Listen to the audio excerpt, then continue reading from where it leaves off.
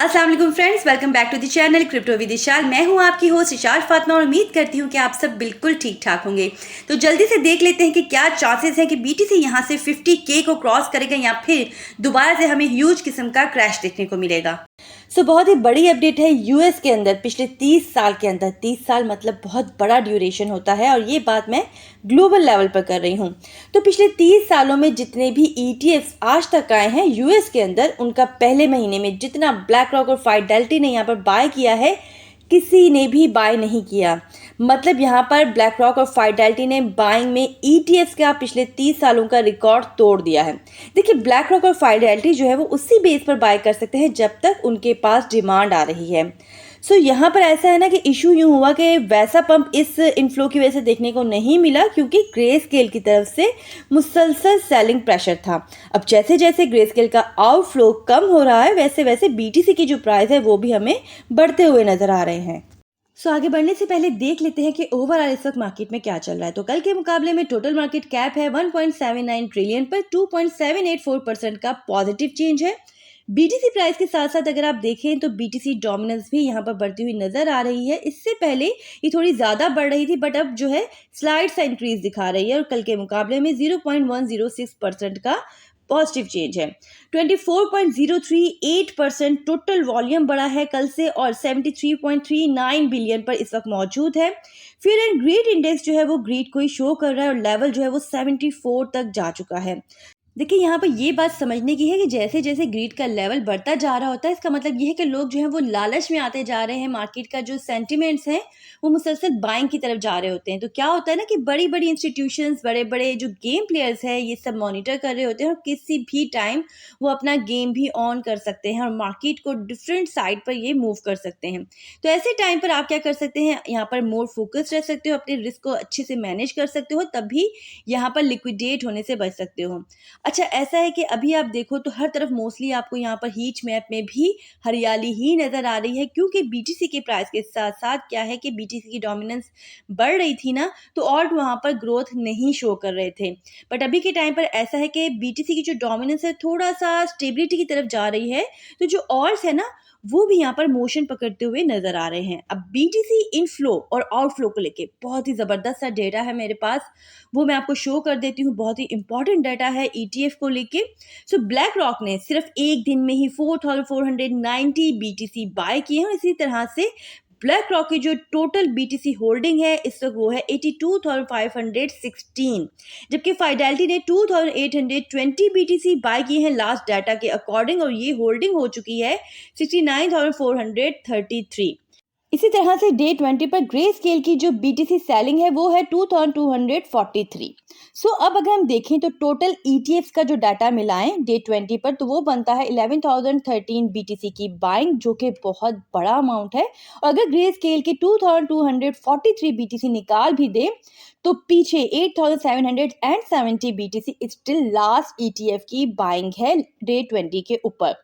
तो ईटीएफ की लॉन्च का जो डे 20 था वो डे 4 के बाद से बिटकॉइन बाइंग का सबसे बड़ा दिन रहा और इसके बाद जो मजीद डाटा आने वाला है डे 21 का, डे 22 का, वो भी हो सकता है कि इससे ज़्यादा पॉजिटिव हो क्योंकि कुछ अपडेट्स ऐसी आ रही हैं कि ब्लैक रॉक ने $4 बिलियन को क्रॉस कर लिया है। इसके अलावा आर्क इन्वेस्ट ने भी $1 बिलियन का टारगेट अचीव कर लिया है। और इसके अलावा अगर हम वॉल्यूम की बात करें तो लास्ट 30 मिनट्स के अंदर ही जो मेरे पास अपडेट्स हैं, IBIT ने $500 मिलियन को हिट किया है। बाकी सब भी यहाँ पर स्ट्रॉन्ग वॉल्यूम के साथ नजर आ रहे हैं। जी, तो माइकल सैलर को कोई फर्क नहीं पड़ता, वो मुसलसल चाहे बीटीसी $60,000 का हो या $15,000 का हो या फिर $40,000 का हो, मुसलसल डीसीए करते आ रहे हैं बीटीसी को लेके। तो माइक्रो स्ट्रेटजी ने दोबारा से अपडेट किया है कि $37.2 मिलियन की बीटीसी बाइंग की गई है और 850 बीटीसी अपने पोर्टफोलियो में ऐड किए गए हैं। तो इस तरह से माइक्रो स्ट्रेटजी के पास टोटल बीटीसी होल्डिंग बन जाती है 190,000 बीटीसी। अच्छा दोस्तों, यहाँ मैं आपको बताऊं कि बीटीसी स्पॉट ईटीएफ जब से लॉन्च हुआ है तो इन फ्लो में टोटल बीटीसी आए हैं 2,03,265, लेकिन क्या है ना कि ग्रे स्केल के 152,676 बीटीसी आउटफ्लो की वजह से फिलहाल जो टोटल यहाँ पर बीटीसी स्पॉट ईटीएफ के पास होल्डिंग बनती है वो बनती है 50,589 बीटीसी, जो यहाँ पर मेरे पास लास्ट अपडेट है। तो अभी भी ह्यूज डिफरेंस है माइक्रो स्ट्रेटजी और बीटीसी स्पॉट ईटीएफ होल्डिंग्स में, बट एनालिस्ट का ये कहना है कि आने वाले दिनों में ज़्यादा इनफ्लो की वजह से black rock and fidelity micro strategy को यहाँ पर डिफीट कर सकते हैं बीटीसी होल्डिंग को लेके। देखिए, ये सब कुछ सडन तो नहीं होने वाला, ऑफ कोर्स ये सब टाइम लेगा, लेकिन इन्हीं रीजंस की बेस पर यहाँ पर ह्यूज प्राइस प्रेडिक्शंस हो रही हैं बीटीसी के प्राइस को लेके। अब आप में से कई लोग ये कहते हैं कि हमेशा या ज़्यादातर जो है वो बीटीसी की ही बात क्यों की जाती है। तो दोस्तों, बीटीसी जो है ना वो तमाम मार्केट का किंग है, और जैसे जैसे बीटीसी यहाँ पर ह्यूज पंप दिखाएगा तो उसके बाद ही जो और में बुल सीजन भी हमें देखने को मिलेगा। बिटकॉइन की सप्लाई जो एक्सचेंजेस पर बहुत ज़्यादा ड्रॉप कर गई है और 6 सालों के लो लेवल तक चली गई है। तकरीबन 69% बिटकॉइन होल्डर ने अपने बीटीसी को 1 साल से ज़्यादा का अरसा हो गया है कि होल्ड किया हुआ है। इसका क्या मतलब है दोस्तों? इसका मतलब ये है कि एक्सचेंजेस से बिटकॉइन जो है वो चला गया इन्वेस्टर्स के प्राइवेट वॉलेट में, और ये तब होता है जब इन्वेस्टर्स यहाँ पर बीटीसी को बेचना नहीं चाहते, और तभी वो एक्सचेंजेस से जो बीटीसी हैं वो अपने प्राइवेट वॉलेट्स में ले जाते हैं। तो इस तरह से एक्सचेंजेस से बीटीसी सप्लाई का कम हो जाना एक बुलिश अपडेट है, क्योंकि जैसे जैसे बीटीसी की सप्लाई कम होगी एक्सचेंजेस के ऊपर से तो डिमांड बढ़ेगी, और जब डिमांड बढ़ती है तो प्राइस भी बढ़ते हैं। देखिए, 900 बीटीसी डेली माइनिंग हो रही है, बट ये एक्यूरेट बीटीसी सप्लाई नंबर नहीं है, क्योंकि कुछ माइनर्स यहाँ पर बीटीसी को सेल ही नहीं कर रहे, बल्कि जनवरी के डेटा के अकॉर्डिंग माइनर्स ने 0 बीटीसी सोल्ड किए हैं, बल्कि 183.5 बीटीसी बाय किए हैं $39,738 की एवरेज प्राइस पर। क्योंकि आने वाले दिनों में सब जानते हैं कि एक बुलिश इवेंट आने वाला है, बीटीसी हाविंग का इवेंट, जिसके बाद बीटीसी के प्राइस जो हैं वो ग्रोथ पकड़ते हैं, और कुछ महीनों के बाद ह्यूज पंप हमें देखने को मिलता है बीटीसी के प्राइस में, और उसके पीछे पीछे ही जो ऑल्ट्स हैं वो भी यहाँ पर ह्यूज पंप दिखाते हैं। अब इस सारी अपडेट से ये मतलब मत ले लीजिएगा कि भाई अभी फौरन से बीटीसी ने छलांग लगा लेनी है। देखिए, लॉन्ग टर्म के लिए सारी अपडेट्स जो हैं वो एक बुलिश इंडिकेटर जरूर है, लेकिन शॉर्ट टर्म में आपको प्राइस रिट्रेसमेंट देखने को मिलती है। हेल्दी करेक्शन जो है वो मार्केट का हिस्सा है, वो होनी भी चाहिए।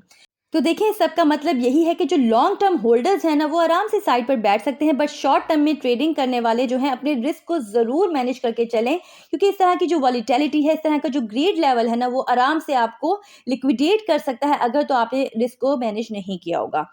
सो ये सब समझना बहुत ही ज़्यादा ज़रूरी है। उम्मीद करती हूँ कि आज की वीडियो आपके लिए खासी इन्फॉर्मेटिव रही होगी। अगर तो ऐसा है तो वीडियो को लाइक करने में कंजूसी मत दिखाइएगा, अपना फीडबैक ज़रूर दे दिया करें कमेंट्स के थ्रू। साथ ही साथ चैनल पर नए हैं, चैनल को सब्सक्राइब कर लीजिए, घंटी के निशान को दबा लीजिए, ताकि आने वाली कोई भी अपडेट जो है वो आपसे मिस ना हो पाए। अपना बहुत ख्याल रखिएगा। Take care. अल्लाह हाफिज़।